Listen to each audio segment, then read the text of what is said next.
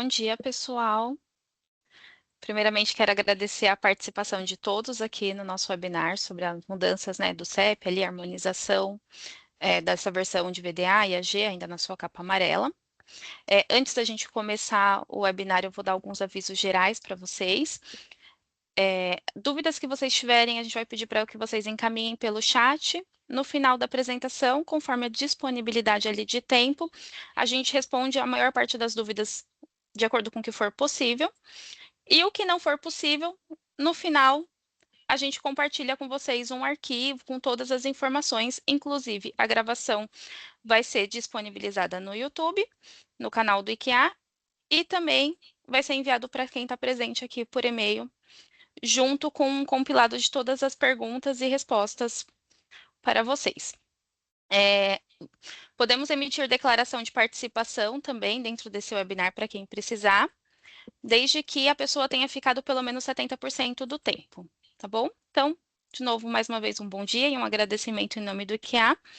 E vou convidar, inclusive, o nosso gerente operacional, Sérgio Quina, para fazer a abertura em nome do IKEA.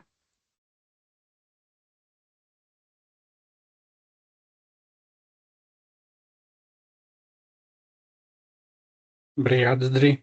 Bom dia. Você me ouve? Sim. Muito bem.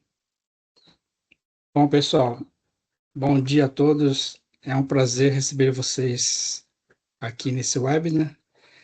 Gostaria de agradecer, primeiramente, a presença de cada um de vocês que reservaram esse tempo para estar conosco hoje. Meu nome é Sérgio Quina, sou gerente de operações do IKEA, Instituto da Qualidade Automotiva.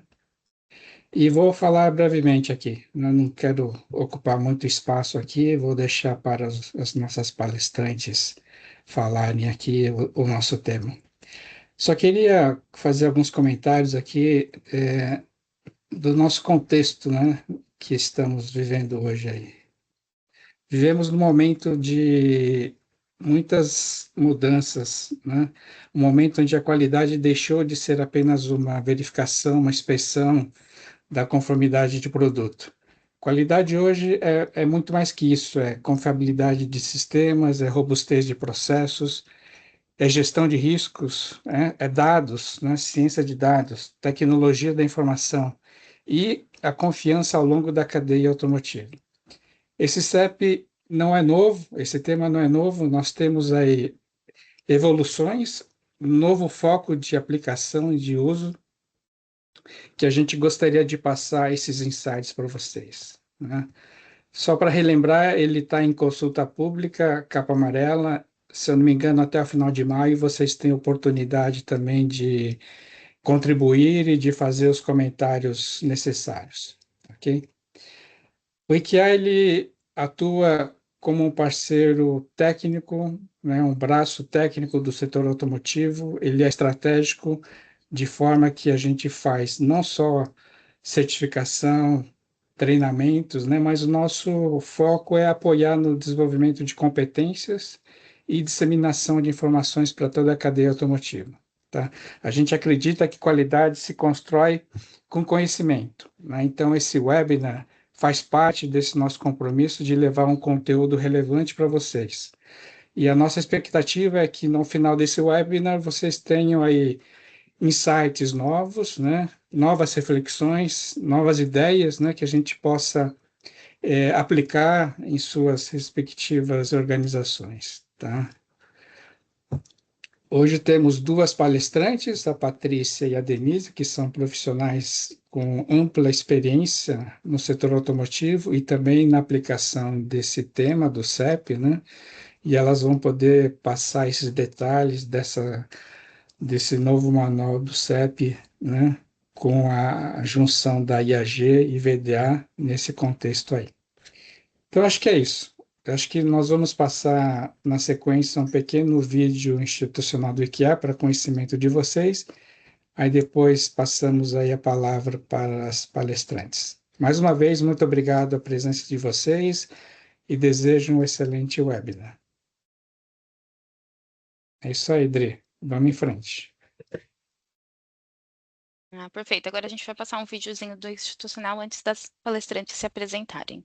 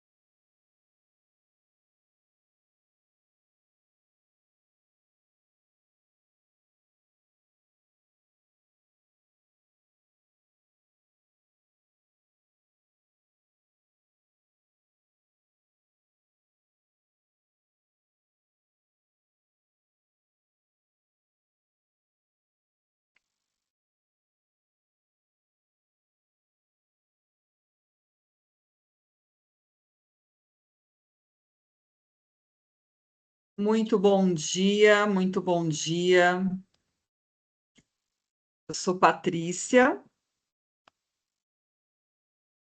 Não sei se vocês já conseguem ver a tela aí. Tá tudo certinho? Já. Bem, meu Tudo nome é certo. Patrícia Moraes. Minha formação é Química, bacharel e licenciada. Nunca atuei na área da Química, né? Sempre que eu entrava numa empresa, eu era direcionada à área da qualidade. E foi lá, então, que eu fiz a minha carreira toda, né? Me especializei depois em qualidade e produtividade, e daí em diante eu comecei a me especializar em todos os core tools na área da gestão da qualidade, produtividade, eficiência, eficácia ali dentro dos processos. Com o tempo, eu me tornei, então, auditora de processos internos e também de fornecedores. Foi onde eu tive ali a maior parte da minha carreira, né, na parte de gestão de fornecedores. Sempre na indústria, grande parte dessa experiência na indústria automotiva. Hoje, sou instrutora aqui de treinamentos junto ao IKEA, também presto consultoria na área de todas as core tools, né? E eu sou auditora também na ISO 9001, 1445, IATF, VDAs. Então, essa é um pouquinho da minha experiência. E hoje eu vou compartilhar com vocês um pouquinho sobre o CEP, né? E dentro desta nova metodologia, o que é que vem de novidades? Bom, antes a gente precisa entender como que nós enxergamos o CEP hoje, né? Como você entende o CEP? É aquele gráfico onde a gente mantém na parede e vai atualizando uns pontinhos e a gente mostra para o auditor durante a auditoria, né? Qual é o verdadeiro motivo? É realmente só para mostrar para o auditor, só porque o chefe está pedindo para a gente fazer o nosso CEP? Hoje, a ferramenta que vocês têm, que vocês trabalham aí no dia a dia, ela aprofunda o conhecimento no processo, no entendimento das variáveis, né, daquelas variáveis que são sistêmicas, daquelas aleatórias, ou ela simplesmente mostra uma fotografia? Desculpa. Quais são os meios, qual é o impacto, né, que os meios de medição trazem dentro dos seus estudos de CEP? E onde é que nós podemos aplicar esses princípios de CEP? Somente dentro de uma indústria? Somente dentro de um processo produtivo? Né? Então, hoje, a nova proposta aqui desta harmonização entre a IAG e VDA é mudar esta visão. né? Ela vai ampliar esta visão do CEP, vai aprofundar esta visão do CEP. Então, aquela pergunta de como que você via o CEP, ela passa então agora a ser como você entende a gestão do CEP, né? Então, não me importa mais só eu entender, eu tenho que fazer uma gestão de forma que eu consiga abranger ali durante todo o ciclo de vida do meu processo, as interfaces dessas variáveis e atuar nos momentos certos. A pergunta do qual o verdadeiro, né, motivo ali do CEP, agora, qual é a necessidade do CEP? É realmente necessário neste ponto, para esta característica, ou eu estou sendo apenas burocrático nesse momento? Então, ele muda um pouquinho ali a questão, né? O foco da questão. O CEP hoje, ele só traz uma compreensão ou ele está agregando valor, aumentando ali, né, os seus custos na elaboração do estudo? Ou realmente ele está sendo uma ferramenta que está poupando custos, porque você consegue usar ele de forma preventiva, de forma onde você consegue atuar, né, com a verdadeira essência do CEP, no momento que ainda é um risco e não um problema. A gente tem essa visão agora, né, com esse guia aí com o novo manual. Os meios de medição, né, eles podem impactar. Agora aqui como você entende o impacto, não é a pergunta, se eles afetam ou não. Obviamente eles afetam, mas o quanto eles afetam?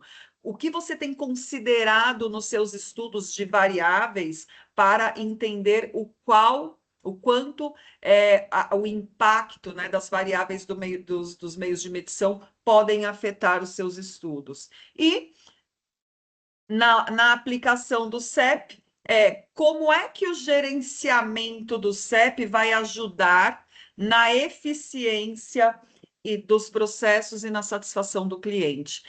O CEP é uma metodologia, né? A Denise, ela vai se apresentar daqui a pouquinho, mas ela é expert nisso. E a gente estava conversando para montar esse material e ela falou: olha, são conceitos ali, né? De centenários. Os conceitos de CEP, eles não mudaram, mas a forma como nós precisamos aplicar esses conceitos, ela traz uma visão diferente. Antes a gente via ali, quando a gente via um CEP bem aplicado, nós como auditores, né, a gente vê uma deficiência muito grande na aplicação dessa metodologia, mas quando a gente vê até um CEP bem aplicado, mais conceitos matemáticos dentro do processo. Esse novo manual, ele traz um aprofundamento. Eu não quero fazer estudos matemáticos. Eu quero entender as variáveis físicas do meu processo. Eu quero entender as variáveis químicas do meu processo. Ele vai aprofundar, ele vai entrelaçar conceitos de variáveis matemáticas com conceitos de variáveis de engenharia, né? E isso deveria caminhar junto dentro de uma análise. Então, esse manual, ele traz justamente isso. E não são... o CEP não é uma metodologia que pode ser aplicada somente em processos produtivos, né? Fábrica. Qualquer processo. O que é um processo? Entrada, transformação, saída. Entendendo as variáveis que existem dentro né, nesse intervalo de entradas e saídas e nessa transformação, é possível que a gente aplique esses conceitos do CEP. Agora, uma coisa importante é que a gente precisa entender esta abordagem, né? A abordagem antiga do CEP, ela era muito focada na execução. Faz o gráfico, coloque este gráfico na parede, né? É o famoso acróstico do CEP. Então, antes a gente tinha essa abordagem. faz o gráfico, plota ali, às vezes a pessoa que estava plotando, ela não tinha nenhum entendimento, ó, só preciso anotar esse valor aqui, mas você perguntava, não conseguia fazer um estudo de longo prazo, não conseguia enxergar ali o comportamento, a distribuição dos dados, se aquele estudo era correto, era um estudo muito vago. Por quê? Porque o foco estava somente nessa execução e nessa cobrança. Como eu disse, os conceitos do CEP, eles são centenários, né? E eles... Ai, só um minutinho aqui. Opa. E eles consideravam esses conceitos estatísticos para um processo e não somente ali, né, com uma distribuição normal ali, mesmo que eu não tivesse uma distribuição normal, eu acabava usando ali os estudos da distribuição normal, eu só considerava isso, os mesmos tipos de estudo, mesmo para um processo que não tinha uma distribuição normal adequada, né, considerada ali adequada. Bom, e esta nova versão, o que que ela aborda? Ela tem um foco no gerenciamento, né? Não basta mais eu plotar um gráfico e colar ele na parede. Eu preciso entender as variáveis. O processo precisa conversar comigo, eu preciso conversar com o processo. E isso não é só no momento da produção, isso é durante todo o ciclo de vida do produto. Então, agora, nessa nova metodologia, a gente vai entrar com estudos de capabilidade de máquina, né? A gente vai entrar com estudos de curto prazo, que são os estudos que a gente deveria fazer ali na preparação, né, do nosso lote piloto. Então, ele traz uma abordagem maior. Eu não quero entender só o CEP do meu processo da vida série. Eu quero entender o CEP dentro de um escopo muito maior, que é o que a gente chama do escopo de vida, do ciclo de vida durante todo o produto. E esta aplicação do CEP, ela vem de uma forma muito mais sistêmica, como método, né? Então, eu tenho ali definições durante todo o ciclo de vida do produto, em que momento eu faço o quê? Em que momento eu aplico qual tipo de estudo? Qual é o comportamento do meu processo para que eu tenha o tipo de estudo que eu vou utilizar? Então, ele vem muito mais técnico. É uma abordagem muito mais técnica que esta metodologia traz. Então, eu saio daquele foco de cobrança, de execução, de cole este papel na parede, para o foco gerencial. O que é que eu estou aplicando com o meu CEP que está trazendo benefício para a minha organização? Como eu estou deixando de gastar? Como eu estou economizando, né, e poupando o meu processo de retrabalhos, de retestes? Então, essa é a nova abordagem que o CEP traz, né? E vamos, então, entender. Agora, eu gosto muito dessa figura, pessoal. Por quê? Porque aqui é uma visão geral do ciclo de vida. Aqui está principalmente do desenvolvimento e ali logo na transferência para a vida série. Então, se você. E aí, essa metodologia do CEP, ela já conversa com metodologias que já existem. Então, não é algo novo, não tem novidades. A novidade é a forma do estudo, como eu vou gerenciar. Então, por exemplo, se você pega a linha do tempo, né, de um desenvolvimento através do APQP ou através do MLA, vão existir ali os exatos momentos onde o CEP vai ser abordado. Então, primeiro momento, eu tenho aqui o foco, né? Hoje, se a gente for pensar hoje, o foco está mais na vida série. Eu estou focada em fazer os meus estudos ali na vida série, fazer o meu controle né, de variação do meu processo. E hoje, essa metodologia, ela nos convida a quê? A vir para o desenvolvimento. Então, eu dou um passo para trás ali. Na verdade, não é um passo para trás, né, gente? Eu deveria fazer tudo isso desde o desenvolvimento. Então, eu estou lá na fase de desenvolvimento nas próprias atividades do APQP e do MLA. Para quem não conhece, né, o APQP é bem conhecido, a metodologia mais utilizada aí dentro do desenvolvimento, a metodologia vinda lá do americano, do AIAG, né? Enquanto o MLA é a metodologia, o espelho ali, né? Que é a metodologia que cuida do desenvolvimento também, só que do lado da Alemanha, do VDA. Então, o MLA, ele é muito direto, ele fala nas fases exato. Aqui você vai ter que ter estudos de capacidade de máquina, aqui você vai ter que ter estudos de capacidade de processo, do seu processo do lote piloto. Isso vai dar uma visão, o quê? Uma visão estatística de como será a sua vida série, como é que vai ser a abordagem que eu vou precisar ter na minha vida séria. Isso vai conversar com quem? Vai conversar com o FEMEA, vai conversar com o plano de controle, tudo conectado. Então, a PQP, MLA, né, eles vão nos direcionar a trazer essa visão do risco e o controle que deve ser feito para as características que são críticas e importantes.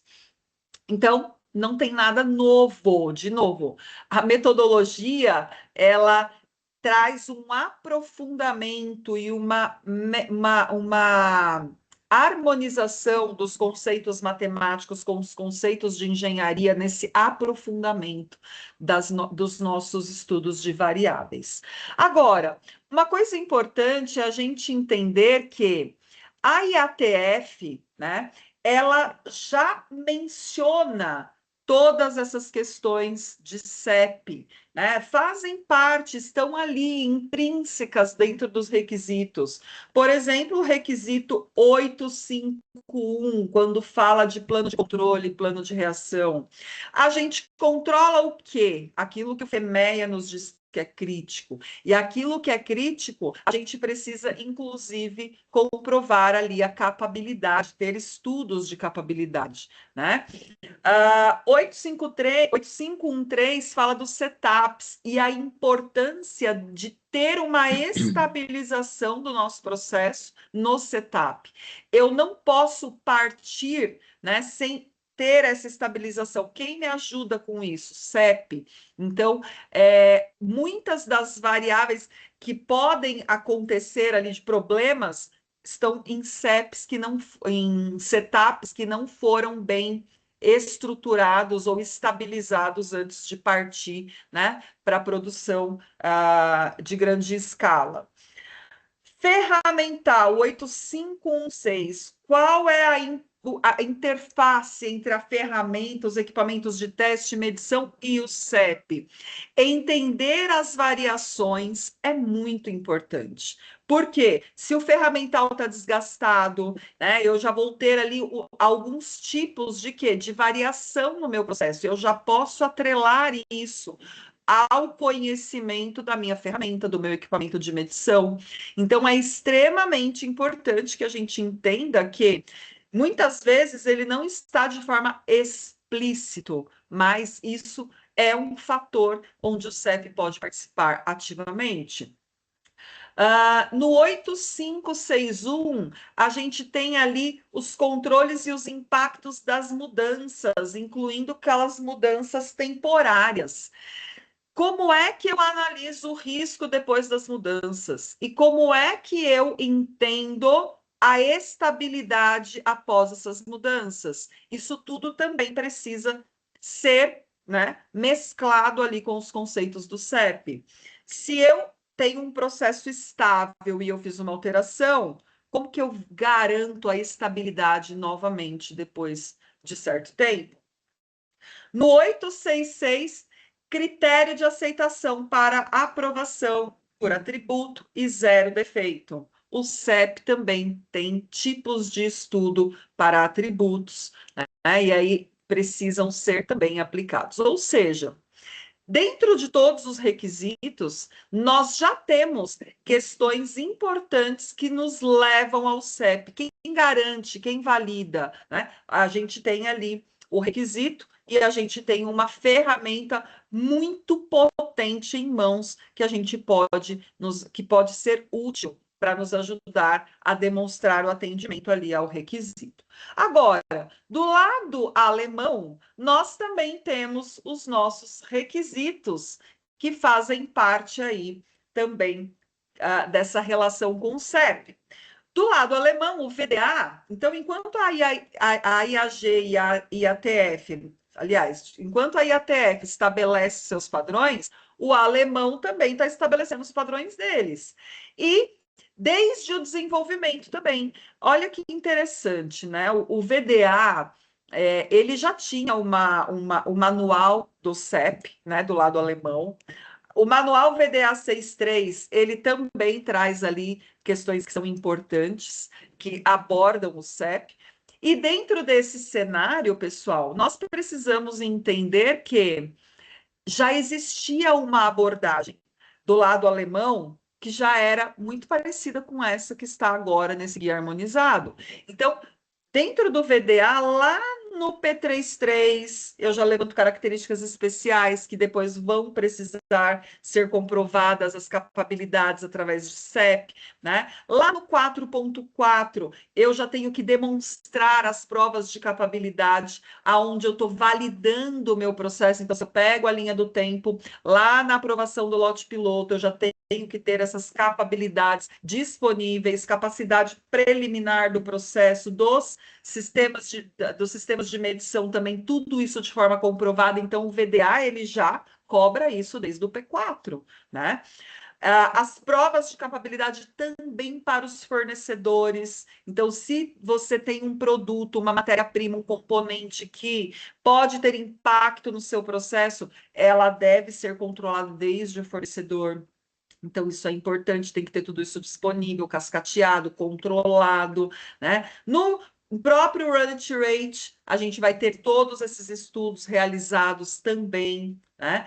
Em relação aos fornecedores, aqui a gente falou do fornecedor no desenvolvimento, mas na vida série é um controle que a gente também precisa exigir dos nossos fornecedores. Se o componente dele, a matéria-prima dele impacta no seu processo, a capabilidade também deve ser cobrada dele. Então, esses conceitos precisam ser cascateados para ele, eles precisam ter conhecimento, a gente precisa saber a relação dessas variações, conhecer essa variável para minimizar o impacto dentro do nosso processo. Nos planos de controle, né, dentro do VDA 621, a gente está falando de documentação, e aqui também garantir que lá nos nossos planos de controle, os limites de controle sejam definidos, estabelecidos. E veja bem, nós não estamos falando de limites de especificação. Depois a Denise também vai trazer um pouquinho sobre isso, né? Quando eu faço o estudo de CEP, eu tenho que estabelecer limites de controle. E muitas vezes a gente vê lá que os estudos estão sendo realizados entre o máximo e o mínimo da especificação, pouco né, importando ali quais são os limites de controle, que é aquele limite seguro, né, que é onde a gente pode trabalhar. Então, aqui no VDA, ele também já deixa claro, olha, não basta você ter um estudo de CEP, você tem que definir limites de controle, você tem que fazer isso para as características especiais, isso tem que estar claro no seu plano de controle. O requisito do VDA também, o 623, ele traz ali, inclusive, uma questão asterisco, né?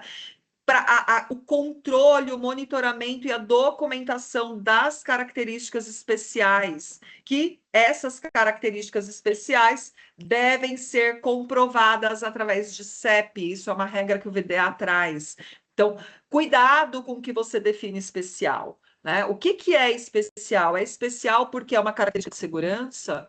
É especial porque é uma regulamentação, uma legislação que eu preciso cumprir? É especial porque se ela falhar, a funcionalidade primária dela falha, né? Então eu preciso ter esse conceito claro do que é uma característica especial, porque muitas vezes é uma briga ali, né, com a engenharia de desenvolvimento de produto e com a produção, porque a engenharia de produto, muitas vezes, quando é um produto novo, não tem muito conhecimento ainda, ela quer colocar muitas características como especiais, né?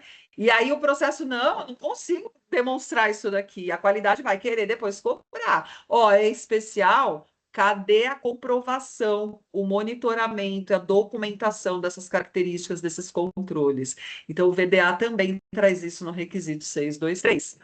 No requisito 641, ele fala da capabilidade do processo e mostra que ela deve ser atendida com toda a estrutura mínima, né? A sua estrutura de fábrica deve ser capaz de produzir aquelas características do cliente dentro do requisito mínimo de capabilidade, que é CPK maior ou igual a 1,33. E ele traz ainda uma outra coisa. Aquela sua máquina de 1960, que tem que produzir uma capabilidade de, seu cliente diz 167, já pensou? Então é isso que ele está falando. Agora, o seu cliente não define qual é a capabilidade aceitável, você pode usar ali a capabilidade definida do manual. Aliás, você deve usar a capabilidade definida pelo manual de 1,33 para essas características. Então, vocês veem, gente, que tá tudo, né? É como uma engrenagem, tá tudo funcionando junto e misturado. O CEP está imerso nas normas, em todas elas, nos padrões, nos estándares ali de processo. E no 652, o último que a gente vai ver aqui dos requisitos, é a coleta e a análise de dados através das cartas de controle.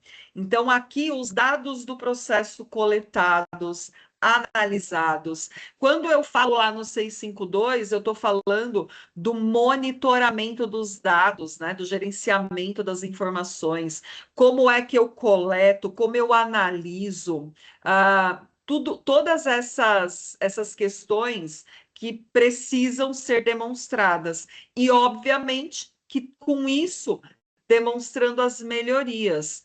Avalio um problema, retroalimento ali, resolvo o meu processo, retroalimento todas as informações e eu tenho o quê? Um PDCA girando ali, né? Então, girei o PDCA, eu melhorei o meu processo. Agora, eu preciso ser capaz de demonstrar essa evolução. Saí desse patamar e fui para esse, fazendo o quê?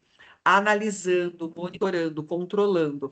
E, obviamente, pessoal, quando a gente fala de CEP, se a gente for pensar onde nós estamos aqui, já para o meu encerramento, né, e para passar o bastão para a Denise, nós estamos na quarta era industrial. Né? Se eu precisasse resumir essa quarta era em poucas palavras, falando de qualidade, eu diria que é a busca do zero defeito.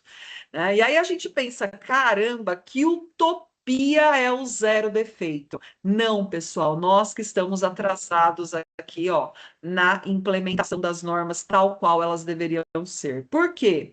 Desde 2015, 2016, nós já viemos ali todas as normas mudando para quê? Para que a gente olhe o risco, para que a gente enxergue os riscos.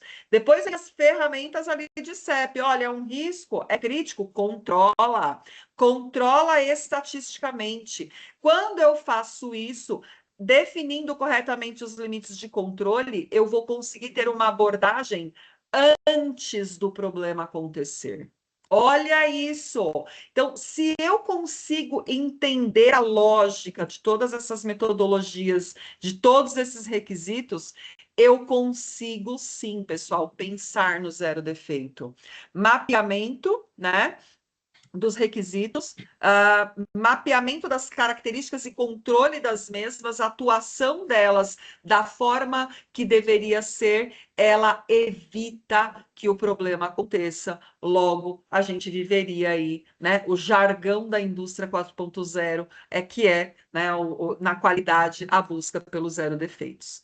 Bom, essa foi a minha introdução para vocês enxergarem que o CEP, ele não está isoladamente dentro do processo. Não, ele está conectado. Não são os core tools, pessoal, não são ilhas, são teias. Está tudo conectado. E a gente precisa, para uma gestão eficiente, fazer essas conexões acontecerem de forma coerente, correta e aplicar isso na prática, porque isso vai trazer muitos benefícios para o nosso processo. Bom, muito obrigada pela participação, e agora vamos à parte mais importante, que é o entendimento real, né, do que é que mudou de fato nesta gestão. Denise, a palavra está com você. Muito obrigada. Ok, obrigada, Patrícia. Deixa eu ver se eu consigo avançar. Não tem aqui a minha apresentação. Acho que ficou aqui, ó. Isso. Pronto, voltei aqui. Bom dia a todos. É um prazer estar aqui com vocês. Vou me apresentar rapidamente. Bom, eu sou bacharel em estatística, que eu acho que é uma profissão que poucos conhecem, né? São poucas pessoas que são formadas em estatística. Eu tenho uma especialização em administração industrial e sou também certificada em Six Sigma, Lean Black Belt, né? Minha carreira toda, eu trabalhei praticamente na qualidade, muitos anos na área de qualidade, com todas essas metodologias, com o Core Tools. O CEP, eu trabalho desde a época da faculdade, porque o meu trabalho de estágio, né, o último ano da faculdade, foi justamente a implantação do CEP na empresa onde eu estagiava. Então, eu trabalho com isso, né? Conheço o CEP aí, não vou entregar a minha idade, não vou falar quantos anos, mas digamos que são muitos anos. Também sou consultora, né? Especialista aí na área em todos os assuntos de qualidade, na parte do Core Tools, do Lean e do Six Sigma, né? Que eu também atuo nessa área. Sou instrutora, né? Então, sou parceira do IKEA em relação ao Core Tools. Faço, né? Poderia fazer auditoria de sistema SGI, né? Mas eu não tenho a prática, né? Não tenho praticado atualmente. Já fui auditora interna por muitos anos, né? Atuei nisso, mas no momento eu não tenho trabalhado com as normas, né? Então, o meu foco principal é nos Core Tools. Deixa eu voltar agora aqui para o slide correto, gente. Se vocês me derem um momentinho, eu vou compartilhar a minha apresentação, porque como o meu tem umas figuras pequenas, eu vou compartilhar a minha tela, tá? Um segundo.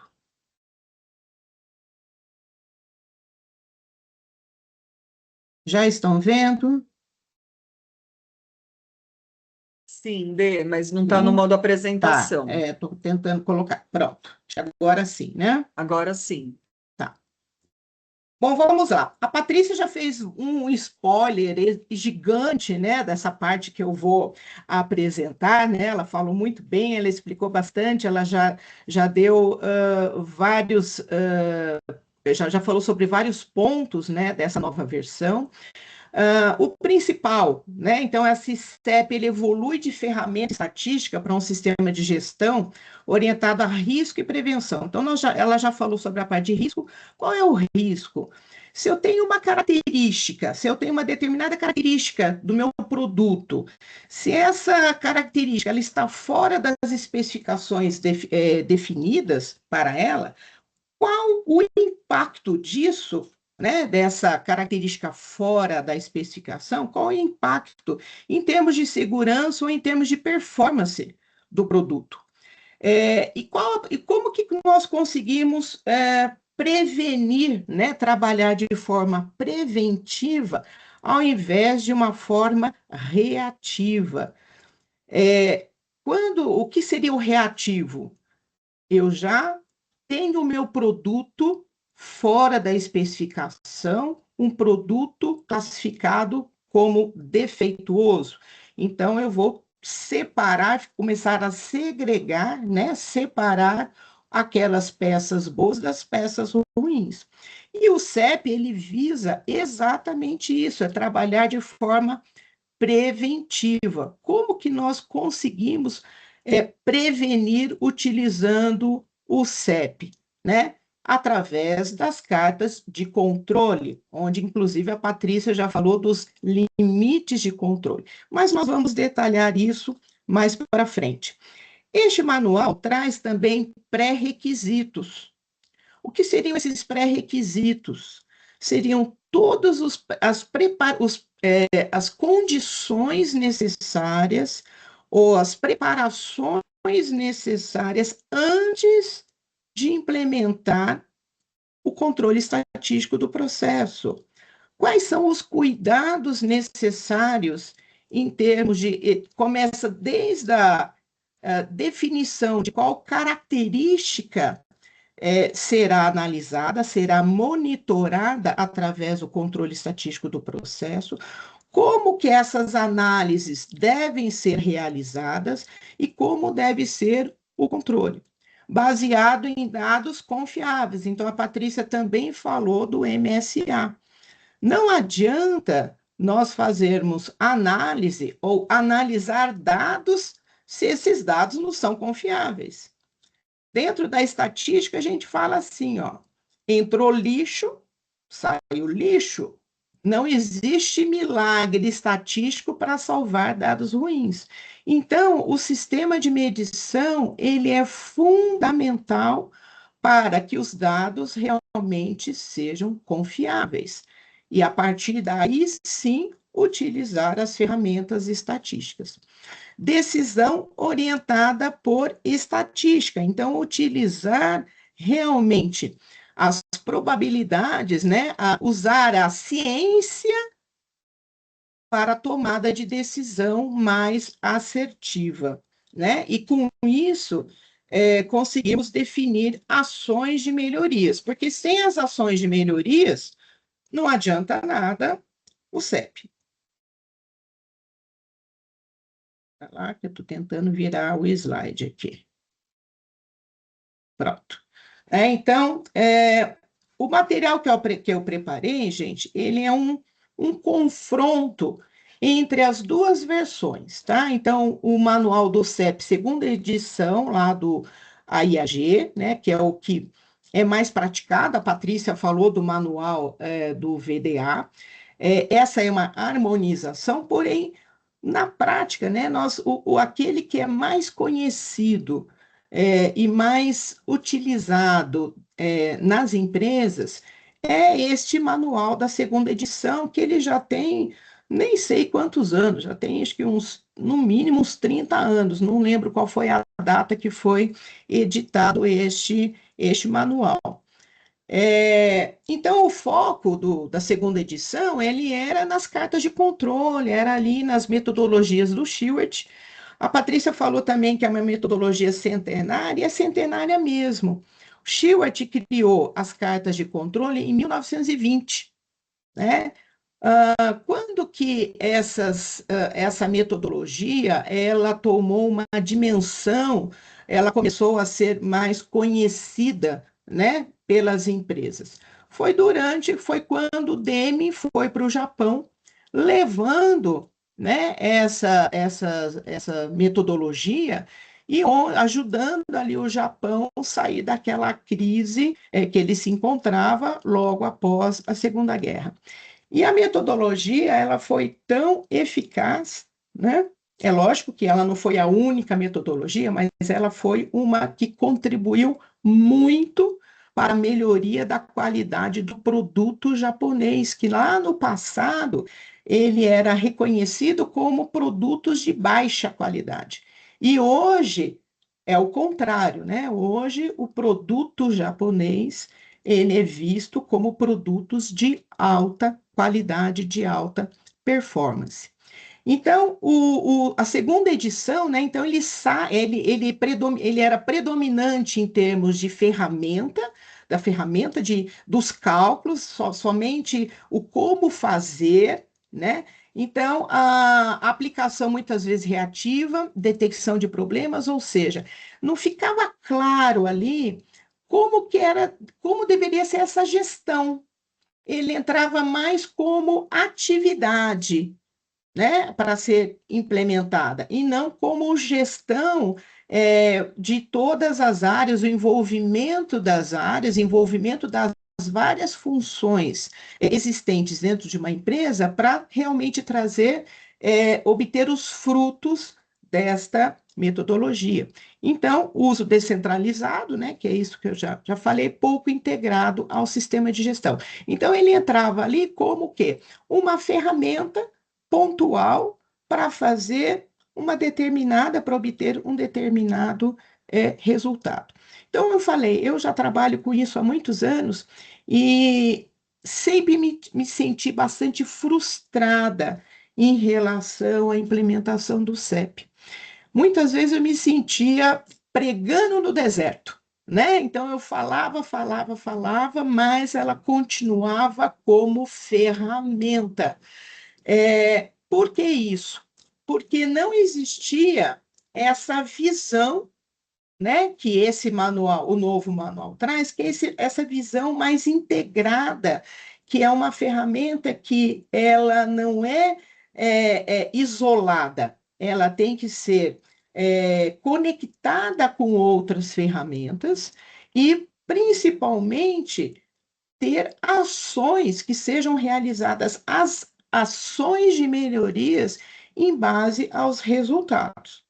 Então, essa nova versão, né, o CEP ele é reposicionado como um sistema de gestão do processo com forte ênfase, né, nessa prevenção e na integração com o ciclo de melhoria contínua. Então, como eu falei, não adianta, o CEP por si só, ele não traz nenhum benefício. O benefício vai ser obtido quando ações forem realizadas em base ao resultado que o CEP traz. Então, o CEP, ele é um conjunto de informações, de indicadores do comportamento do processo e cabe aos analistas, cabe aos engenheiros, aos especialistas entenderem esses resultados e transformarem isso em ações. Somente dessa forma que o CEP vai trazer um retorno financeiro, um retorno qualitativo para o produto, para o processo que está sendo analisado. Ele traz, essa nova versão, ele traz uma estrutura explícita de Process Control System e Control Loops. Nós vamos abordar isso mais para frente, né? Eu vou detalhar essa parte, tá? E o impacto gerencial. Então, o CEP deixa de ser ferramenta da qualidade e passa a ser elemento central de governança operacional. Ou seja, se eu tenho o CEP definido para uma característica, como a Patrícia já falou, é uma característica crítica, uma característica que traz risco para o processo ou para o produto, então ele é uma característica que deve ser acompanhada, avaliada, então todos os esforços devem ser canalizados para que aquela característica ela seja estável ao longo do tempo e ela seja capaz de atender às especificações do cliente. Então, com isso, exige, né, um maior envolvimento da liderança e a engenharia de processo. Então, essa nova versão, né, esse draft, ele não é uma atualização, né? Então, ele é uma reestruturação. Então, essa harmonização entre a versão AIAG, né, antiga, com essa versão VDA, como a Patrícia também falou, dentro do VDA já era abordado várias ferramentas estatísticas mais sofisticadas, digamos assim, entre aspas, que não eram abordadas ou eram abordadas de uma forma muito, muito superficial, lá nos apêndices, né, do CEP, né, da versão segunda edição. Então, essa versão, ela não traz novas metodologias, não foi criado nada de novo em termos de metodologias estatísticas. Veio algum cientista, né, algum matemático renomado, aí como o Shewhart, né, e criou novas ferramentas. Não, gente, é tudo coisas que já existiam, que já existe há bastante tempo. Os softwares estatísticos aí disponíveis no mercado já têm todas essas ferramentas, essas metodologias já estão lá disponíveis há muito tempo, né? Só que o que acontece? O pessoal, a maioria dos especialistas, né, ou das pessoas, não tem um conhecimento mais aprofundado do para que serve essa metodologia ou quando ela deve ser utilizada, por que usar A ou usar B. Então, essa nova versão, ela traz um maior rigor estatístico, formalização, né? Então, nós vamos ver ali quais são esses pré-requisitos, qual é o papel de cada um, né? Aqui fala das responsabilidades, das várias funções das pessoas das empresas, né? E uma integração sistêmica, né? O que seria essa integração sistêmica? A Patrícia falou, nós temos ali o FEMEA, nós temos o APQP, nós temos várias outras ferramentas, todas elas estão integradas. Então, este novo manual, na realidade, ele reorganiza, ele expande, ele formaliza. Não é que ele traz, né, grandes novidades, né, mas ele vai formalizar vários pontos importantes que vai trazer. Ele vai frisar bastante nessa gestão, na importância dos especialistas. Estou chamando de especialista, mas pode ser tanto pessoal de qualidade, engenharia de processo, engenharia de produto, os responsáveis de industrializações dentro das empresas, ok? São os especialistas ali que podem ser de várias áreas, tá? Bom, aqui nós temos o índice, né? São os capítulos que nós temos nessa nova versão, nessa versão draft, né? Então, temos ali o prefácio, escopo, normas, diretrizes, termos e definições. Então, esses 4 capítulos são temas, ele não aborda ainda, né, especificamente a metodologia. Ele começa a falar efetivamente da metodologia a partir do capítulo 5. Então, capítulo 5, 6 e 7, então o 5, que é gestão, controle estatístico do processo, de processos, os 6, requisitos para aplicação do CEP, e o 7, essa visão geral dos métodos. Seria, se a gente for fazer uma comparação, né, estaria tudo abordado no capítulo 1, que é melhoria contínua e controle estatístico do processo. É lógico que aqui, nessa segunda edição, essa parte de requisitos, visão geral dos métodos, é muito mais simplificado. Então, aqui ele traz vários,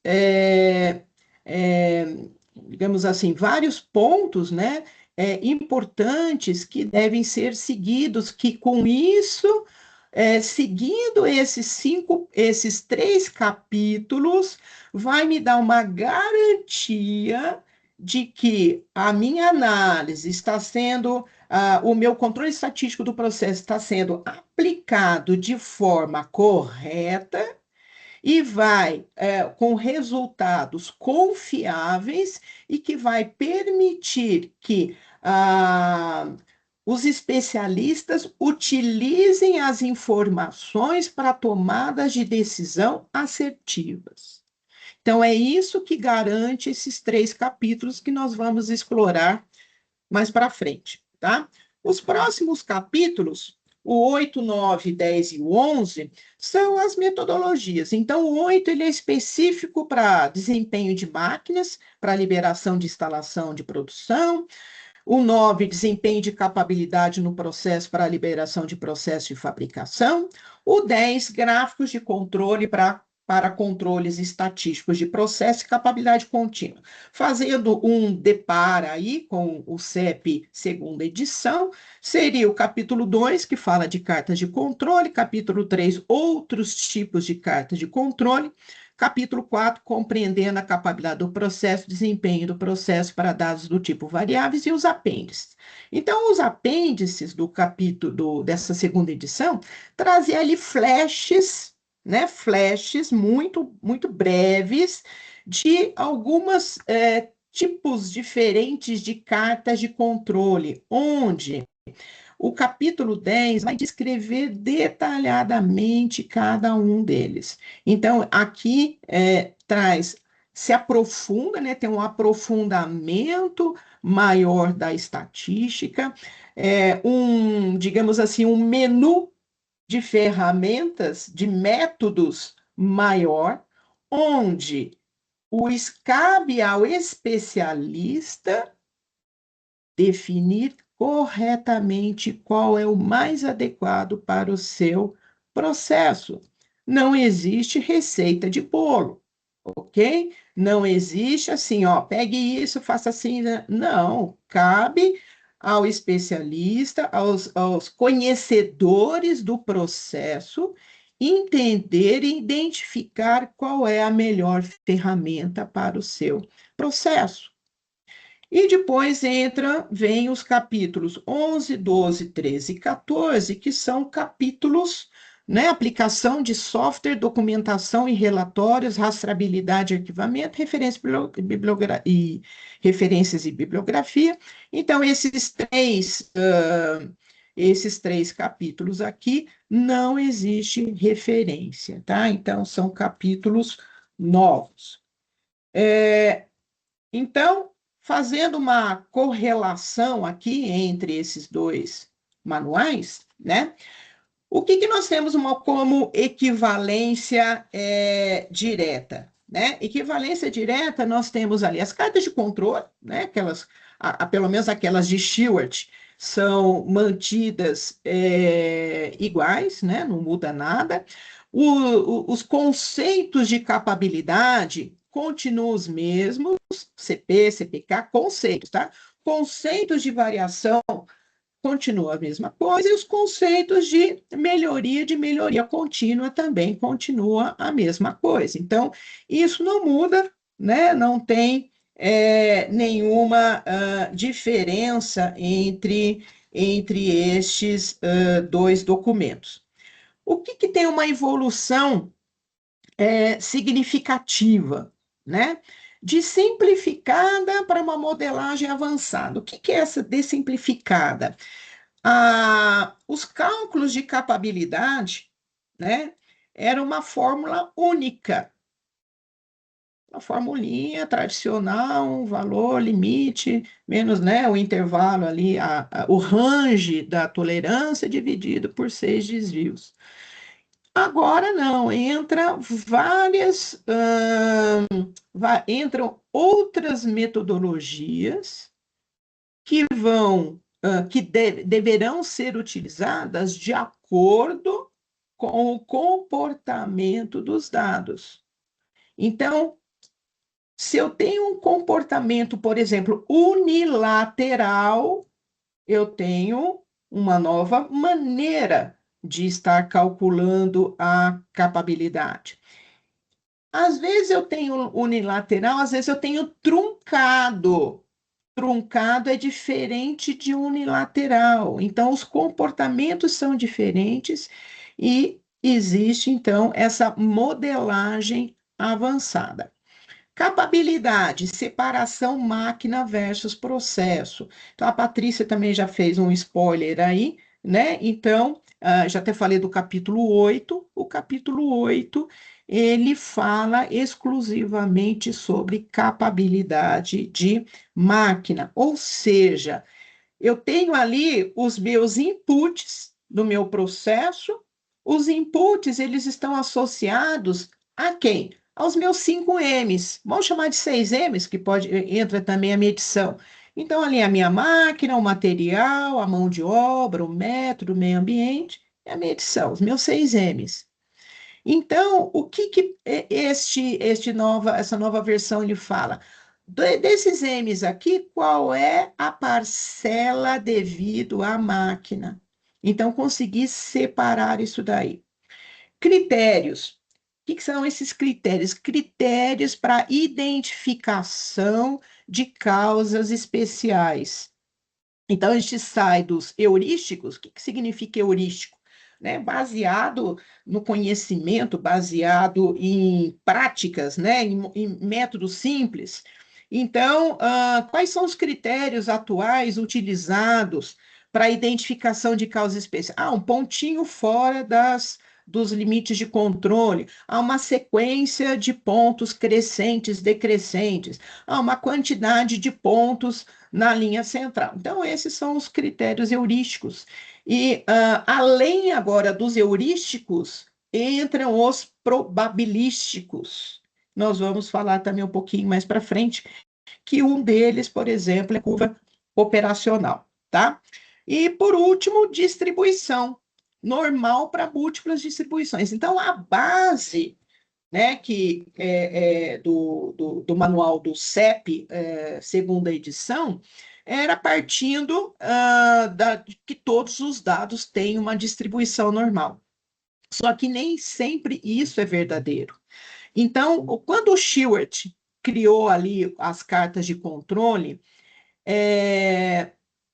de uma forma muito brilhante, né, para evitar que, quando os dados não são normais, a metodologia não fosse aplicável, né?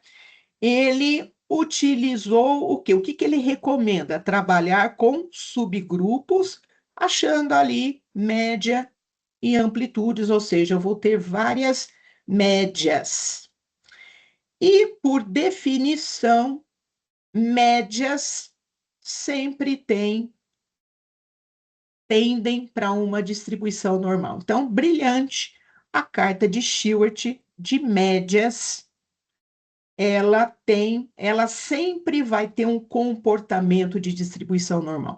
Porém, quando a gente fala de capabilidade, de cálculos de capabilidade, de estudos de capabilidade, eu estou saindo da carta de controle, estou saindo da voz do processo, estou indo para a voz do cliente, que é capabilidade. E daí eu não estou trabalhando com subgrupos, eu estou trabalhando com a quantidade total de dados. E aí que entra a preocupação, a necessidade de entender qual é o comportamento desses dados. Se ele é normal, eu sigo as regras conhecidas. Se ele não é normal, o que eu faço? Então, essa nova versão do manual, ele traz ali outros métodos que devem ser utilizados nesses casos, tá? E o que tem uma ruptura, né? Novos conceitos. Então, requisitos formais ali no capítulo 6, que nós vamos apresentar aí na sequência para vocês, né? Quais são esses requisitos formais que eles vão fazer toda a diferença, tá, gente? Daquilo que eu falei, eu me sentia ali pregando no deserto, que o pessoal não entendia, né? Com esses pré-requisitos, com essa formalização de algumas responsabilidades, isso vai contribuir muito para que o CEP ele deixe de ser ferramenta para ser realmente um modelo de gestão. Machine Performance, né? Então, tem o capítulo 8 ali exclusivo falando de como deve ser realizado os estudos para verificar a performance de uma máquina. Validação de software. Então, a Patrícia também comentou,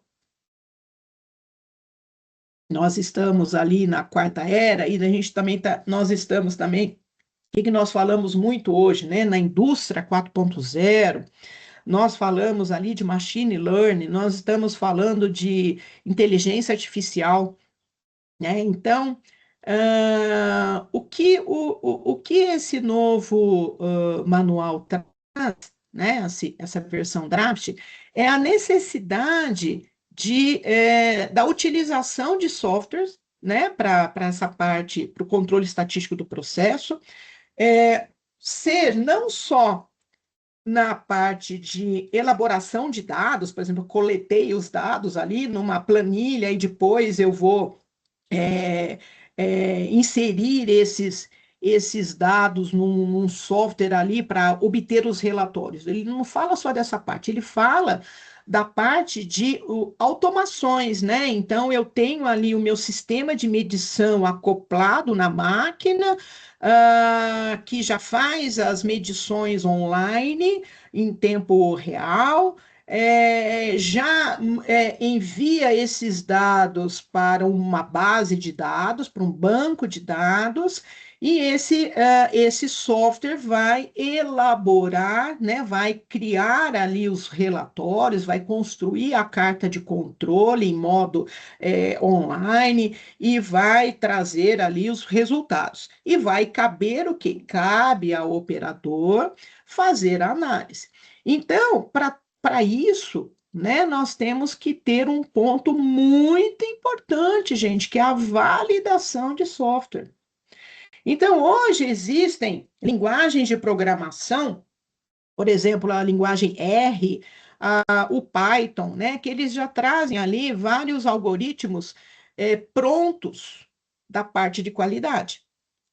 Só que quem está programando, né, quem está definindo ali o passo a passo, a lógica do sistema, ele tem que conhecer a metodologia, né? Então, não é só aplicar aqueles conceitos antigos, digamos assim, não é antigo, né? Não vamos falar de antigo, não, porque ele serve muito ainda, né? Ou, digamos assim, o conceito simplificado, se de repente o meu processo, ele está aqui nessa situação de múltiplas distribuições. Então, a gente tem que tomar muito cuidado, inclusive o quê? Com a confiabilidade dos dados. Qual é a confiabilidade, né? Quantos ruídos, né? Dados, outliers, né? Pode estar entrando ali no sistema e depois, se eu não tenho essa validação, o quanto pode o resultado me induzir à tomada de ações errôneas ou não eficazes, tá? Rastreabilidade estruturada, né? Então tem um capítulo que fala sobre isso, e o control looping, formalização, que nós vamos tratar, né? Já falei anteriormente, nós vamos detalhar essa parte, né? Então, isso são os pontos novos deste novo manual. Algumas mudanças de paradigma, né, no controle estatístico do processo, né? Então, já falamos essa parte, né, de ferramenta a sistema de gestão. Então, antes CEP como ferramenta estatística, agora CEP como sistema integrado, foco em prevenção, não em detecção, né? Então, voltando, né? O CEP, ele só traz resultado, ele tem foco em prevenção somente se ele está ali implementado no processo e alguém, na maioria das vezes é o próprio operador daquela máquina, vai estar monitorando o processo, ele faz o controle, coloca no gráfico e ele analisa. E ele verifica se existem causas especiais, se o processo ele está instável e atua imediatamente. Então, ele é preventivo somente neste caso. Se eu coleto, né? Se ele entra como ferramenta estatística, eu coleto os dados e depois ninguém está analisando ali no momento, eu só estou coletando, alguém só está lá inserindo dados em alguma base de dados. E depois de um mês, depois de um certo tempo, eu vou fazer a análise, Eu posso obter frutos disso? Sim, a gente vai ver naqueles loopings que existe essa etapa. Porém, essa etapa é a terceira etapa. Qual é a etapa? Ali eu posso fazer melhorias de médio e longo prazo. Então, eu perdi aquele momento da prevenção, que é atuar imediatamente no meu sistema.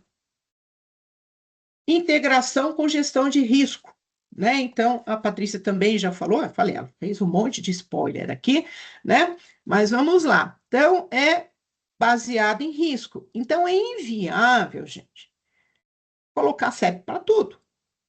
É aquela história. Se tudo é prioridade, nada é prioridade.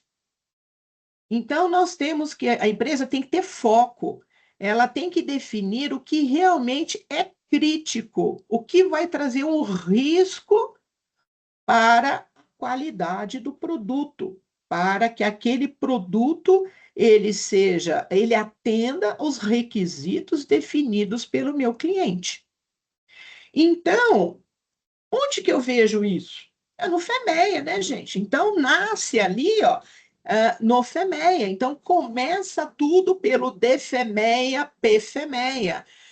São nessas duas ferramentas, né, que estão pensando ali no desenvolvimento de um novo produto, de um novo processo, o FEMEA, o DFEMEA e o PFEMEA, eles vêm antes, né, da definição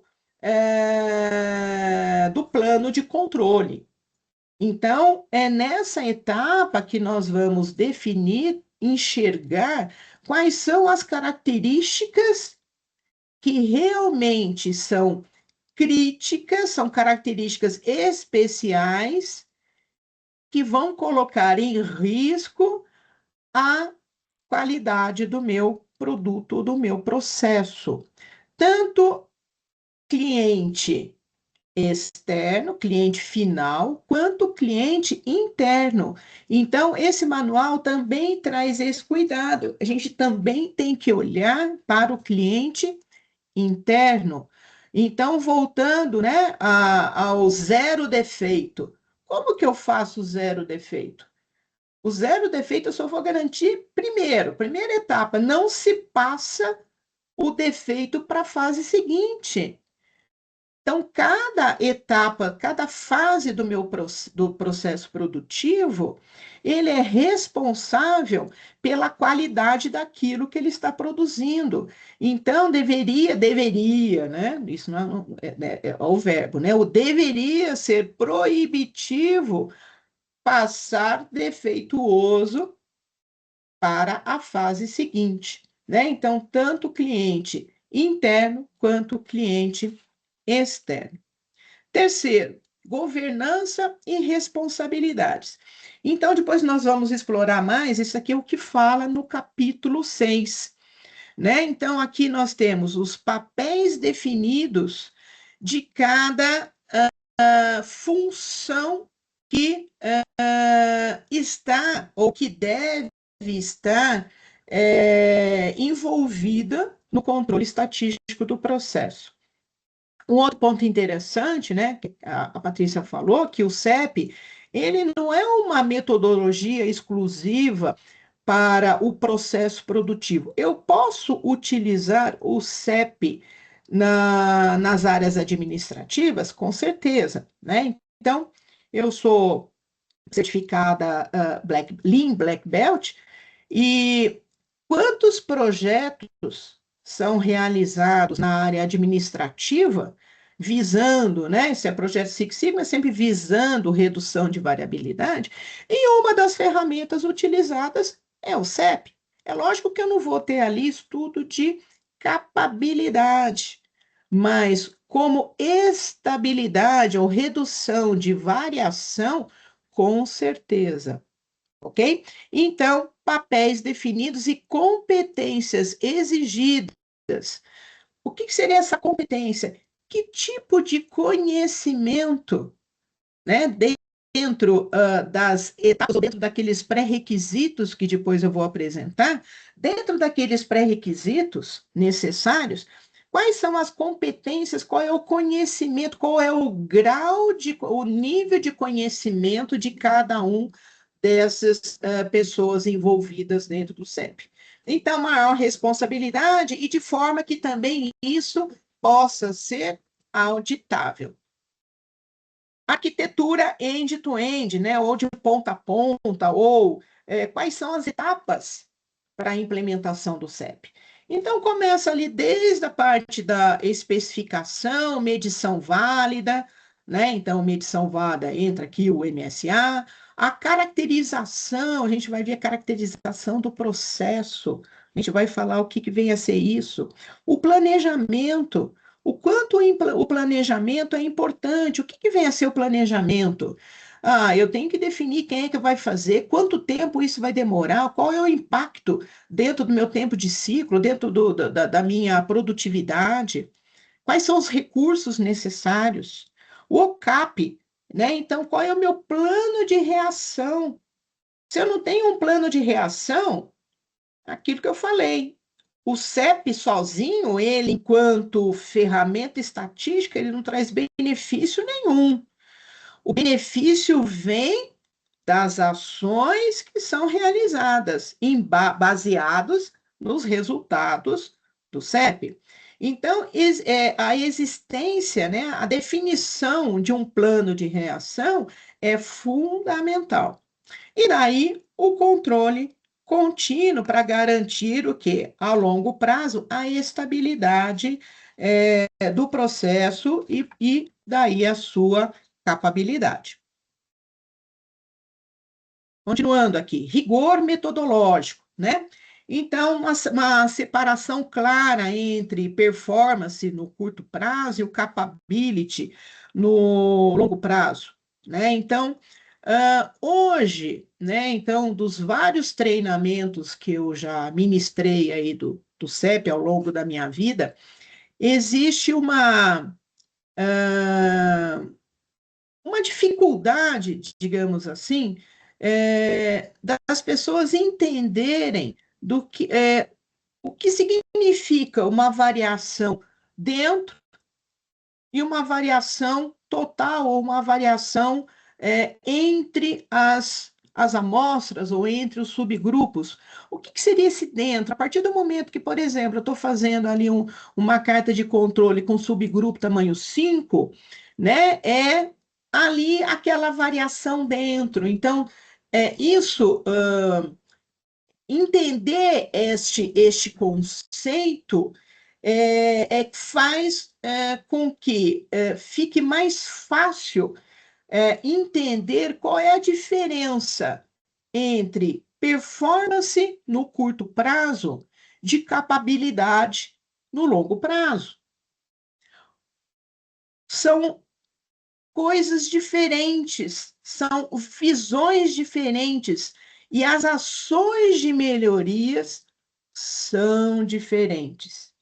Então, se eu não entendo o conceito que está ali, pode me induzir a tomada de ações de melhoria ou ações corretivas de uma forma não eficaz. Okay? Então, entra este rigor. Evolução das cartas de controle. Então, uso analítico e decisório. Então, temos, lógico que as cartas de Stewart, elas são mantidas e ainda, de um modo geral, devem ser as mais utilizadas, porém, ele traz, né, outros modelos de cartas de controle. Falei, os softwares aí, elas estão disponíveis, não são cartas tão elementares, tá? Tão elementares. Diferente da carta de Stewart, que eu consigo fazer, inclusive na mão, né? Consigo fazer na mão ali, essas outras cartas, elas necessitam de um conhecimento estatístico um pouco mais avançado e também de um software que dê suporte ali para a elaboração dessas novas cartas, tá? Os critérios de estabilidade, então, como eu já falei, sai daquelas heurísticos, né, que é então os pontinhos, pontos aqui, pontos ali, para modelos probabilísticos.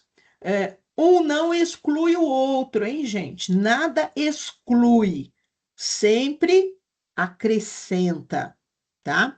E a avaliação de eficácia, então, mais robustos, né? Que vai ajudar na condução de ações mais adequadas.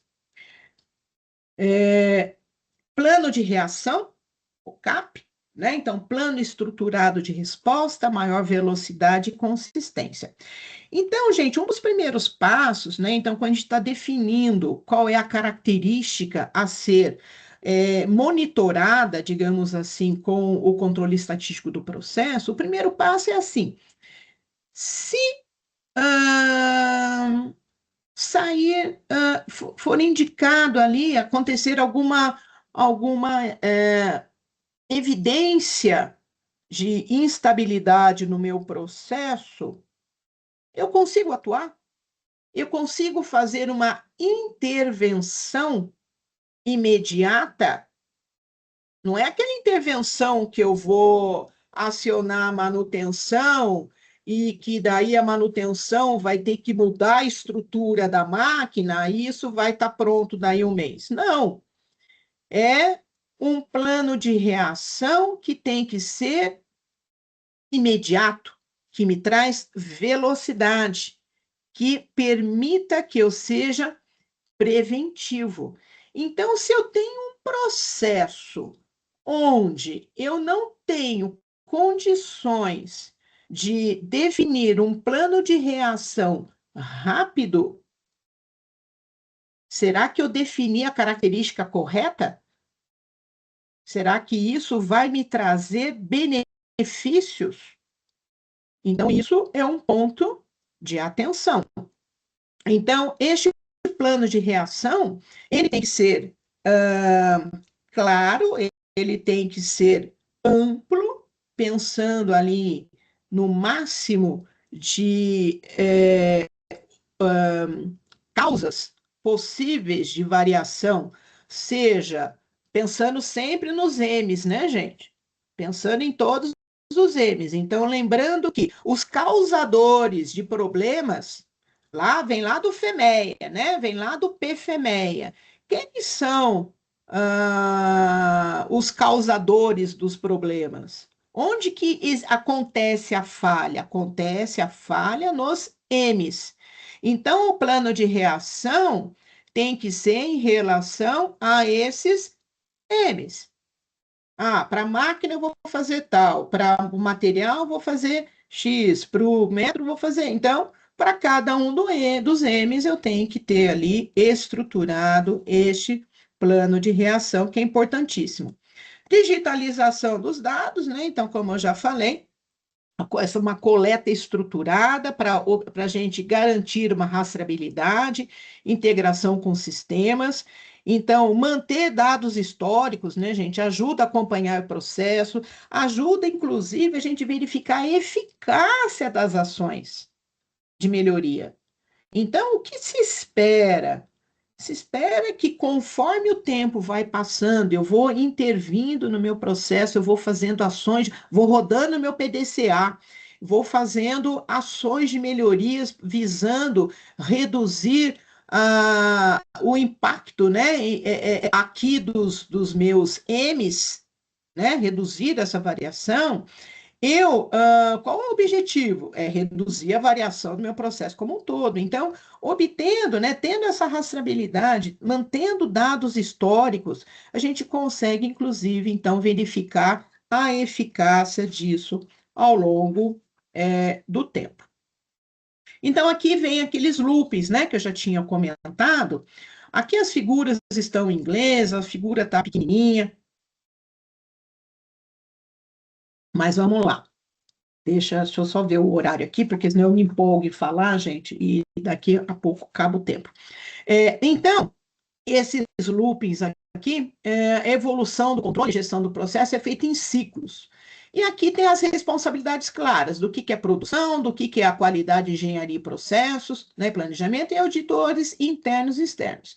Então, aqui eu tenho os meus inputs, eu tenho o meu processo e eu tenho a minha característica. O primeiro looping, vejam aqui, ó, olha a importância disso aqui, ó, voz do processo, voz do cliente. O que é voz do processo? Voz do processo é aquilo que o processo meu ele oferece. Ele é daquele jeito. Então, ele é baseado nos limites de controle. Então, a voz do processo alimenta aqui o meu controle estatístico do processo, que é o meu primeiro looping.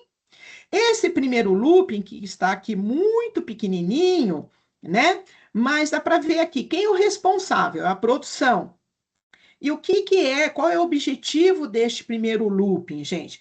É manter a estabilidade do processo de produção. Então, o objetivo deste primeiro looping é manter a estabilidade. E no método do PDCA aqui, ó, eu vou utilizar o plano de reação para intervir rapidamente no meu processo, para eliminar as causas especiais, mantendo o meu processo sob controle. Esse é o primeiro looping. Vindo para cá, então, no meu processo, eu tenho os meus outputs, e em relação ao meu output, eu tenho, então, a voz do cliente. A voz do cliente são as especificações ou as tolerâncias tecnológicas. Essas tolerâncias tecnológicas, elas vão dar o input para fazer as inspeções. Então, o segundo loop nada mais é do que aqui como objetivo é, no final das contas, separar o bom do ruim. Acaba sendo ali a verificação, né, se eu estou produzindo peças defeituosas ou não. É um passa, não passa. E ainda continua sobre a responsabilidade da produção. Indo para o terceiro looping, né, entra o pós-process improvement cycle. Então, o que seria isso daqui? Um ciclo de melhoria pós-processo, né? Então, aqui, ó, é o online. Aqui, ó, eu alimentei e criei uma base de dados. Essa base de dados vai permitir que eu faça o terceiro looping. O terceiro looping nada mais é do que uma avaliação da estabilidade ao longo do tempo e daí sim a avaliação da capabilidade do meu processo, né? Verificando as fontes de variação, e aqui entra todo o PDCA realmente visando melhorias de médio e longo prazo. Então, lembrando que aqui são melhorias imediatas no curto prazo. Aqui são melhorias de médio e longo prazo, visando o quê? Redução das causas comuns. Ok? Bom, tudo isso, né? Com esses 3 ciclos prontos, entra o quarto ciclo. O quarto ciclo, que também é alimentado pela voz do cliente, entra o quê? As auditorias. Auditorias de processo, auditorias de produto e auditorias de sistema. Então, quem são os responsáveis? São os auditores internos e externos. Sem auditoria, gente, nós sabemos, né? A cultura brasileira, nós tendemos a não ter muita disciplina, né? Então, o que as auditorias ajudam, né? Contribuem nessa disciplina. Requisitos de aplicação, né? Também eu falei. Então, é manter aqui, definir as especificações, que nós já falamos, né? Especificação de design, tolerâncias. Então, aqui entra, inclusive, ele cita bastante, né? O GPS, GDIT, que é bastante utilizado aí nas empresas, né? Na cadeia, no setor automotivo, né? Risco análise, nós já falamos das características especiais. O que tem de importante aqui? O que tem de importante é caracterização do processo. Então, aqui, ó, o que ele está dizendo? Está dizendo que os especialistas, que os engenheiros de processo, eles têm que entender qual é a relação entre os parâmetros de processo com as características do produto.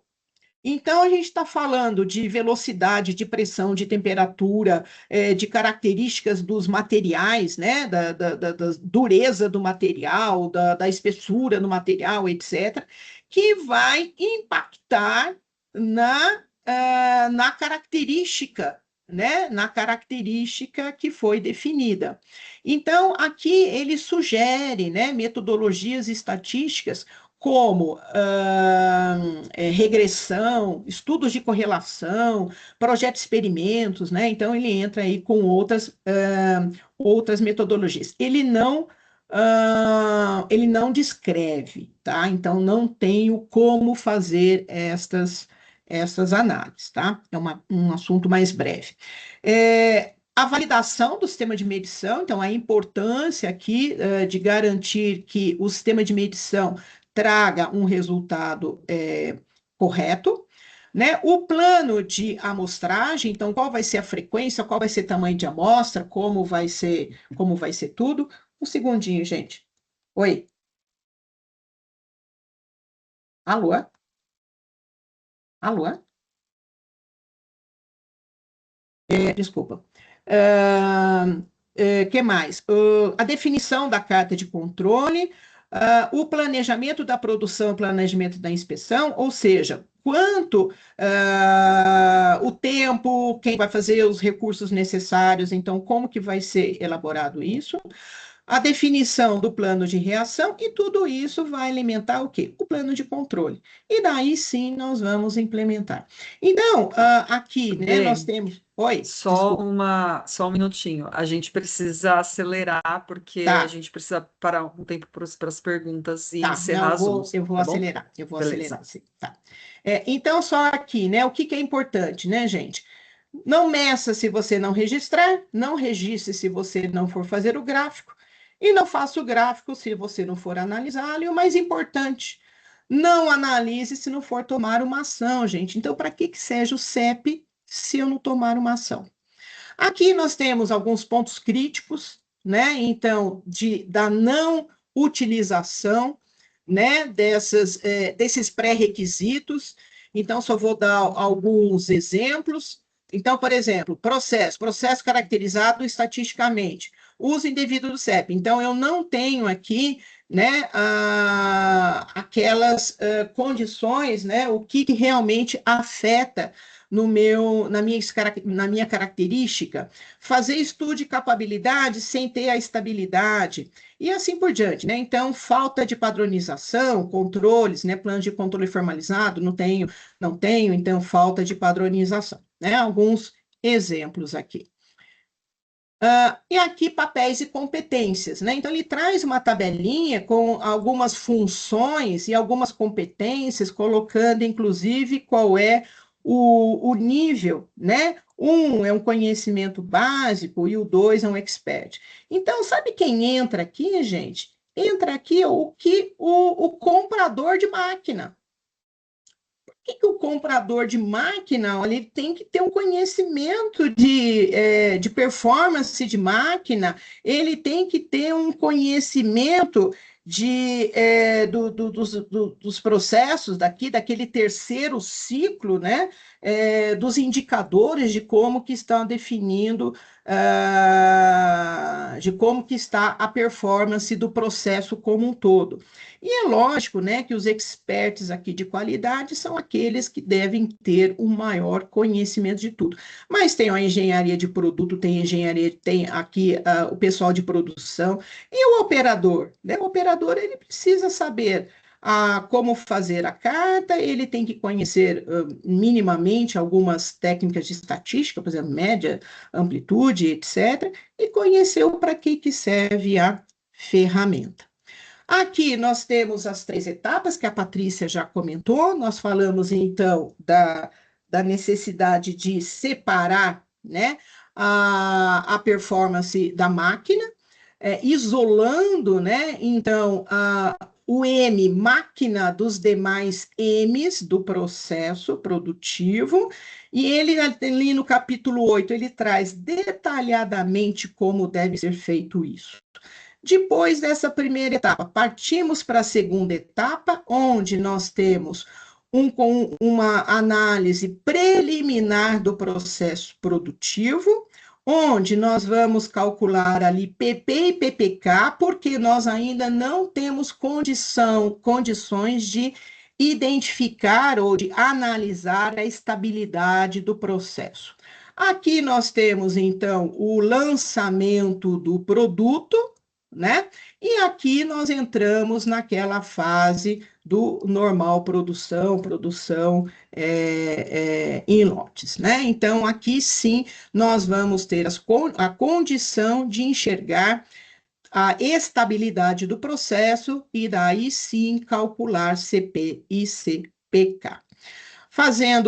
Pegando aquela figura da Patrícia, né? Então, nós temos aqui, ó, o CM e o CMK, nós temos o PP e o PPK, então, nessa fase aqui do pré-lançamento. E, por último, nós temos a fase de CP e CPK, quando o processo já está já na vida normal. Aqui nós temos uma comparação dos conceitos, não vou ler tudo isso daqui, que tem muita coisa, né? Mas as mudanças técnicas, né? Então, vamos pegar alguns aqui, por exemplo, distribuição, né? Então, voltando aqui um ponto importante, que é a predominância de normalidade, aqui ele considera normal e não normal, e ele cita muito essa ISO, a 22514. Tá? Então, nessa ISO, ela traz o detalhamento, né, das metodologias estatísticas. Deixa eu ver. Essa aqui, tratamento temporal, abordagem estática e modelos dependentes do tempo, né? Então, aqui introduz uma análise dinâmica. Vamos pegar este item aqui e vamos mostrar aqui algumas figuras, né? Não vou nem me preocupar com tudo isso daqui, vamos só analisar a figurinha. Então, aqui é o mundo perfeito, é o desejável, né? Distribuição normal, isso daqui é o total do processo, e isso daqui é no curto espaço do tempo, né? Então, aqui seriam os subgrupos. Ou num dia e aqui ao longo dos dias. Então, aqui é o tempo. Então, aqui, bonitinho, normal, capaz, estável, excelente. Aqui a gente já vê que é uma distribuição não normal, né? Já tem uma carinha diferente. E tem ainda variações. Então, vocês vão vendo que cada modelo eu vou tendo comportamentos, aqui vai mudando a média, aqui vai mudando, aqui mudou a variação, aqui muda a média, aqui muda, ó, vinha num patamar, depois mudou para outro patamar, aqui, por exemplo, ferramenta desgastando, aqui, ó, cada lote, por exemplo, de matéria-prima chega de um jeito diferente, aqui é como se eu tivesse outras duas distribuições misturadas. Então, para cada um desses tipos aqui ao longo do tempo, a gente tem que saber qual é a melhor metodologia para a gente fazer uma análise correta e ter ações mais assertivas.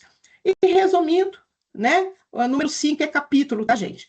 Capítulo 5, então, a qualidade não pode depender só da inspeção final, precisa ser construída por controle contínuo processo, visando o quê, gente? Visando nós sermos preventivos. 6, requisitos para o CEP sem base estruturada, qualquer CEP vira burocracia sem resultado, vira somente ferramenta, vira somente um item para auditoria. 7, métodos, né? Medir capacidade sem garantir estabilidade é tomar decisão em base em dados inválidos, induzindo a ações também não eficazes. Performance de máquina, equipamento não validado estatisticamente compromete toda a cadeia produtiva, ou seja, se a máquina minha não é capaz, o processo, por consequência, também não será. O 9, capacidade de processo. Processo só pode ser liberado quando provar com dados que entrega resultados consistentes, senão a gente vai conviver com o problema eternamente. 10, cartas de controle, sem monitoramento contínuo, o processo degrada, sem que a empresa perceba, né? Isso é óbvio. O software sem validação vai induzir a tomada de decisões erradas. Documentação, né? É sempre importante, ele traz ali modelos de relatórios. E o 13, a rastreabilidade, né? Sem rastreabilidade não existe controle real, apenas suposição. Com isso eu termino, peço desculpas, aí eu me empolgo falando e eu não monitorei corretamente o tempo. Eu vou parar aqui de compartilhar. Volta aqui vocês agora, acho que a Adriele que estava... Espero que não tenha sido muito rápido, né? Mas o objetivo foi o quê? Passar uma visão geral, né, dessa nova versão proposta, porque ainda é proposta, é um draft, né? Dessa nova versão, o que ela está trazendo aí de diferente em relação à prática atual. Obrigada, gente.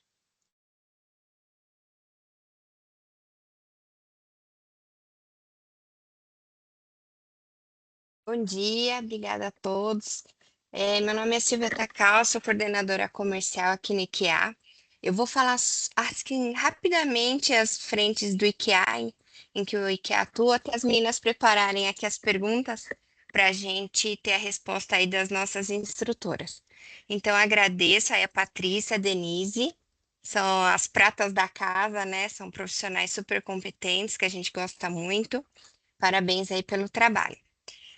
Aqui falando um pouquinho mais sobre o IKEA, né? A gente tem muitos clientes não conhecem, não entendem, mas a gente tem várias frentes aí de trabalho, até muitas nem estão aqui, porque muitos clientes às vezes pedem coisas que a gente vai desenvolver, né? O IKEA é um instituto que foi criado justamente para isso, né? Para a gente criar soluções para o setor.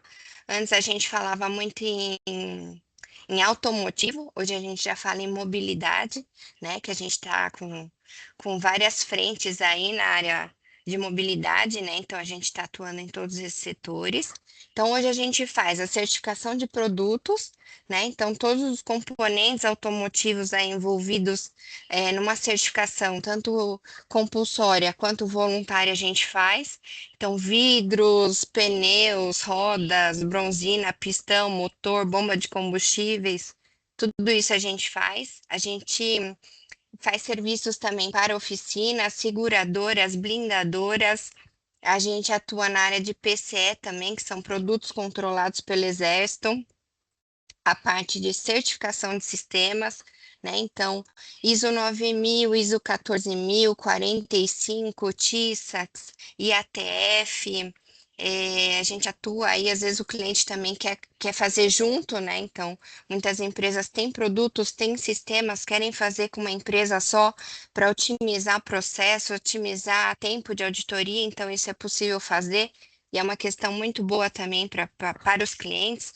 A gente hoje tem um laboratório de ensaios, né? A gente tem um laboratório responsável por fazer alguns ensaios químicos, que está localizado lá no Parque Tecnológico de Sorocaba. Então, a gente faz muito ensaio de líquido de freio, arrefecimento, Arla 32, baterias, pilhas também.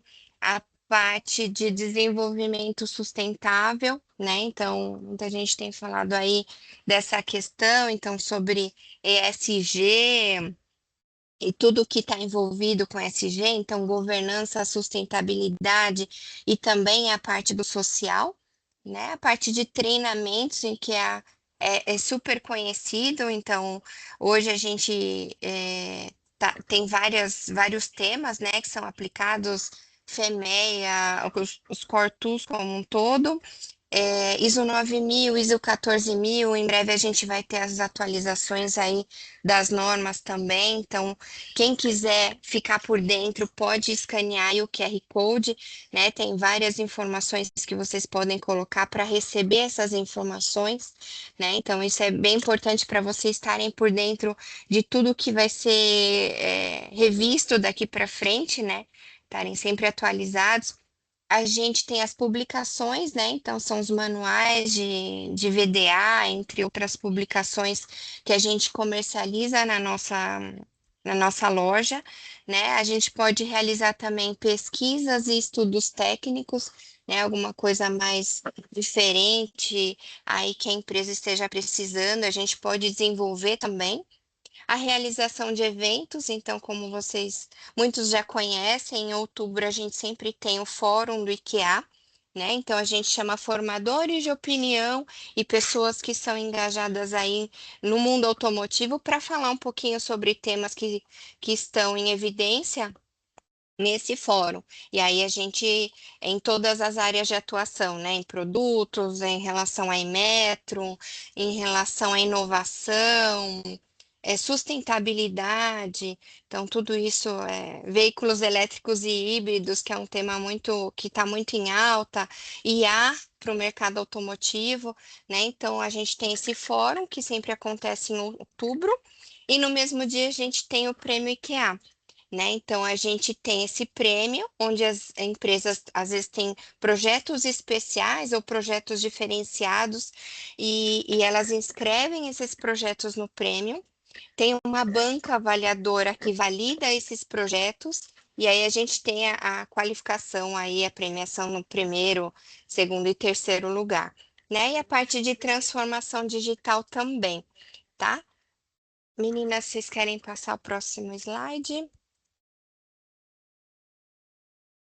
Ah, então tá jóia. Então a gente vai para as pesquisas, tá? Então, meu nome é Silvia Tacal. Quem precisar aí de algum apoio, alguma questão na parte comercial, eu estou à disposição para ajudar vocês, tá bom? Até mais.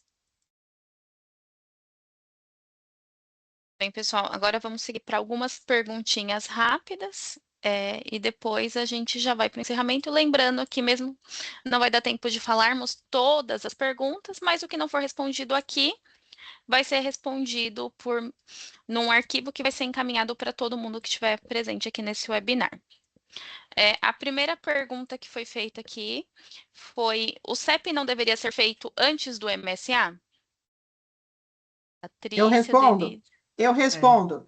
Não, né, gente? O CEP, o MSA, ele tem que garantir que o sistema de medição traga resultados corretos. Então, como que eu vou fazer o CEP se eu não tenho o MSA garantido? Né? Então, aquilo que eu falei, entrou lixo, saiu lixo. Então, acho que complementando, tinha uma pergunta também falando, pelo que eu entendi, o CEP sem estudo de MSA é tempo perdido.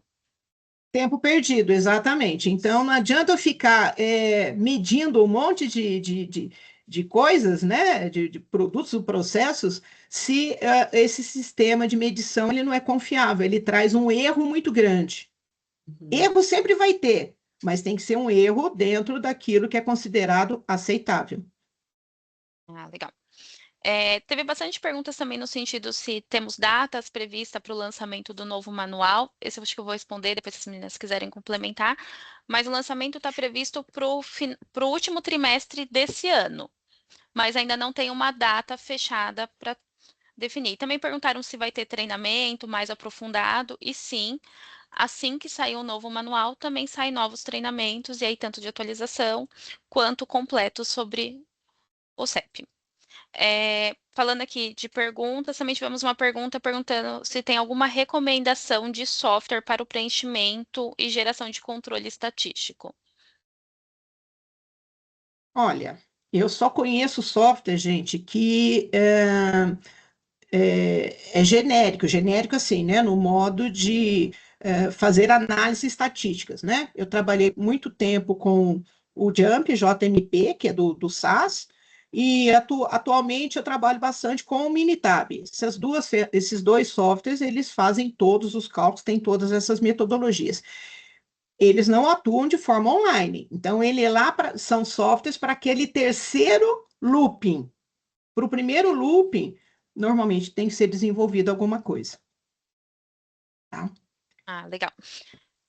Próxima pergunta, e acredito que é a última, porque a gente está no último minuto aqui do nosso webinar. Uhum.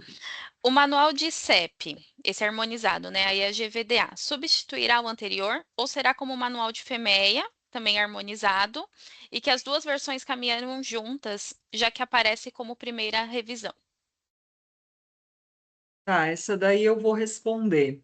Esse manual, ele não vai eliminar as outras referências que existem. Por isso é importante, pessoal, sempre alinhar com o cliente. Quando a gente está lá no desenvolvimento, qual é a metodologia que você exige? Então, às vezes, ele vai exigir, né? Eu, Patrícia, acredito que será substituído, porque não faz sentido você lançar um manual que ele é muito mais técnico e completo e continuar seguindo com outro manual que ainda está indo ali só molhando o pé, né? Uhum. Então, as novas metodologias, a nova abordagem gerencial, ela já pede um estudo, uma visão mais profunda, que esse manual está trazendo com maestria, né? Então, assim, eu Uhum. acredito que ele será substituído integralmente ao longo do tempo, mas na dúvida, alinha com o seu cliente, estabeleça as regras dentro da sua organização, né? Que também de mudança, de quando que eu vou migrar, e aí eu acho que vai ser sucesso.